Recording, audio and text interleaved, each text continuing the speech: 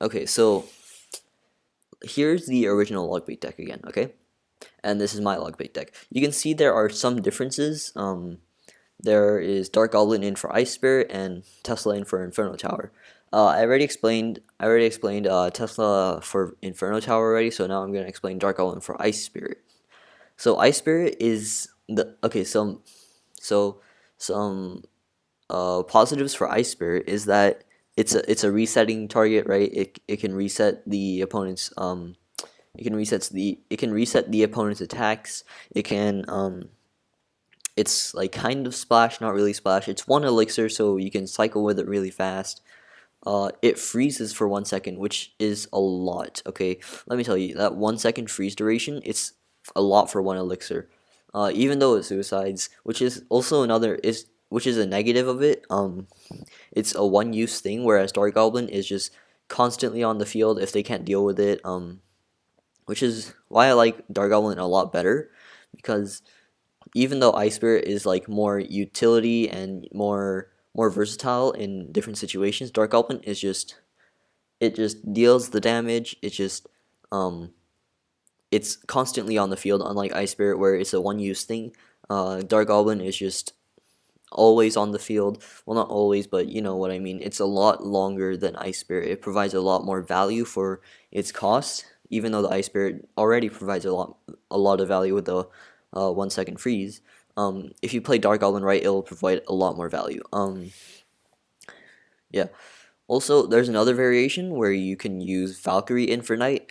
That's not a bad decision. You can do either or. There's no really upside or downside to it.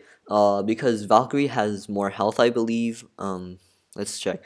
Knight has 1,400 health, and um Valkyrie is 1,600 health. Yeah, so Valkyrie has more health than Knight. And I think Valkyrie does more DPS than Knight. However, it's a lot more it's more expensive. First, it's more expensive.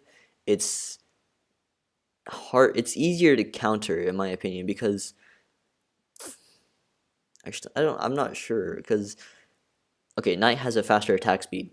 There's one for the Knight. Hold on. 147 DPS for Valkyrie and 139. Yeah, so Valkyrie has a higher damage, it has higher health, so why not go Valkyrie? Well, also because it's one elixir more expensive. It's also a rare card, which means it will be harder to level up than a knight, which is a common card. Um, Also because, uh, I mean, I just think knight's a lot better because first of all, it's cheaper, it's more versatile, it does the same job as Valkyrie essentially. I think in my mind, Knight and Valkyrie are the same thing. They can do the same job in this particular deck at least. They do the same job. Um, where you can argue for Valkyrie is what if there's like a witch or something, but you can always use Princess and the Knight, which is always a good synergy. So Princess is like a splash. Log's also kind of like a semi splash. Dark Goblin's like kind of like Log. It's not splash, but actually, no. Log and Princess are like both the swarm dealers, and then Dark Goblin's like a semi-swarm dealer. You can use it, but it's not as effective as Princess and Log. Which is why I think you don't need Valkyrie actually, because Valkyrie is only good against ground swarms, whereas the Log already does its job. Like you can argue if they also use Goblin Barrel and Witch, but that's very situational. Um, I think having Knight is just overall better because it's cheaper, you can cycle with it faster, and it's easier to level up. So which is why I like to use Knight instead of Valkyrie. So one thing that I've noticed, which is really good with in this deck, is Firecracker. So Firecracker is a new card. You can replace it with Dark Goblin. You don't want to replace it with Princess because it's Princess is the card which is the only card that can hit the opponent's tower without it hitting it back. So which is why it's key to have Princess in your deck, because for that like essentially free 140 damage or more, depending on what level it is, um, on the tower. Uh, and having Firecracker is just more of a defensive threat. like it's more defense focused than offense focused. So let's just see here. So you see what Firecracker does. It's like Penny from Brawl Stars, you know. Um, it hits the first target and it splits off from back. Um, if it doesn't hit any targets, it still splits off after its max range. Uh, it's it's like it's I want to say it's like an assassin card, um, but not really because it's a ranged assassin card, which is kind of weird. Even though the assassin part of it, which okay, if you don't know what assassin is, it's basically like you target the troops behind the tank. So a knight is the assassin. Princess, not really. Princess, Dark Goblin. Goblin Gang can also be an assassin card. Uh, so now I want to talk about some synergies of the this Logweight deck. So there are definitely some synergies with the Tesla. There's Tesla and then one of these two sponges. Basically, what you want to do is place a Tesla in the middle of the arena, and then just like have one of these two tank while the Tesla while the Tesla just continuously dishes out damage. You can also use this with the Dark Goblin. Dark Goblin, one of these tanks. Basically, tank in any DPS. It's universal. It's a really good synergy because it's just basic knowledge tanks, and then a DPS at the back to keep the tank alive and destroy their units faster. Um, another synergy that you can use is a Tesla and an Assassin card. This is mostly used when there's a building targeting unit like a giant or a golem coming at your tower. Basically, what you want to do is use Tesla to pull the tank, and then use one of these two to assassinate the cards behind. Most of the time, it's going to be a witch or a wizard or an executioner. In that case, you can use knight. You can use knight most of the time. If it's a witch, you can use if it's a witch, you can use log to get rid of the skeletons.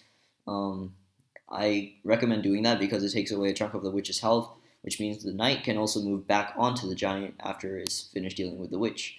Um, and log will just get rid of all exoskeletons, etc., etc.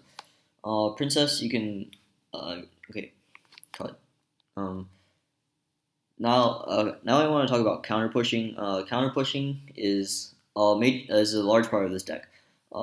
Basically, what a counter push is you use the troops that you used on defense, and you can use the value of that to push back up on offense. So basically, one of the essential ones is one of the basic ones in this deck is to use knight on defense, like against a wizard or a Valkyrie or something. If they're coming across the bridge, if it still has like more than half hit points left, actually, if it has any hit points left, if you know that it can survive at least 3 shots from the tower, you can probably use a Dark Goblin or a Princess right at the bridge just as soon as it walks next to it. You want to make sure that the knight walks in front of them to tank for the tower or any defending troops that they could use. Another counter push that you can use is a princess and a barrel. So if you use princess on defense, like if there's a minion horde coming, if there's a skeleton army coming, the princess will just walk up to the bridge after a while because it's done, and most likely they will counter the princess with some kind of troop or a log. If they don't, that's good for you because then you can just use barrel in the middle of their tower or tricky barrel if you know they have log in hand, or like any other spell like arrows, zap, etc., etc. You can Goblin Barrel to bait out their spells, bait out their troops, and most of the time they will counter the Goblin Barrel just because it's a bigger threat than the Princess. Goblin Barrel at max level. Actually, no, I'll talk about Goblin Barrel at Tournament Standard. Tournament Standard Goblin Barrel will do 145 damage times 7. So that's about 1,000. That's 1,000 damage per Goblin Barrel. While Princess, it's slow attacking. It's only 140 damage per shot. It's not that threatening. So therefore, they will most likely counter the Goblin Barrel first before going on to your Princess. This means that your Princess can get guaranteed 1, 2, 3, or even 3 hits on the tower if they don't counter it. Yeah. So that's a pretty good synergy between those two. And another one that includes the knight as well and the Goblin Barrel. The knight and Goblin Barrel. Okay, if you use knight on counter defense, if you use Knight to counter push, you're still surviving Knight can tank for the Goblin Barrel. See, like if it's at the bridge, it walks across. Even if there are defending units, you can use the Goblin Barrel to attack their crown tower. This is I use this a lot when I know my opponent doesn't have any spells to instant kill my Goblin Barrel, like arrows or log. I know if they have only zap, then I will use this strategy a lot because if they zap my Goblin Barrel, the goblins are still alive. They won't take any hits from the crown tower just because the knight is tanking for it. And yeah, if you want to use this against the king tower though, you want to place the Goblin Barrel first and then put the knight in the pocket because the pocket is the only space which guarantees to draw both towers' attention. This is when you take out one princess tower and you can place troops in their side of the map. So Goblin Barrel will land. Ideally, you want to time the knight right before the Goblin Barrel lands, so they will least expect it, and it's a split-second reaction for them. Um, and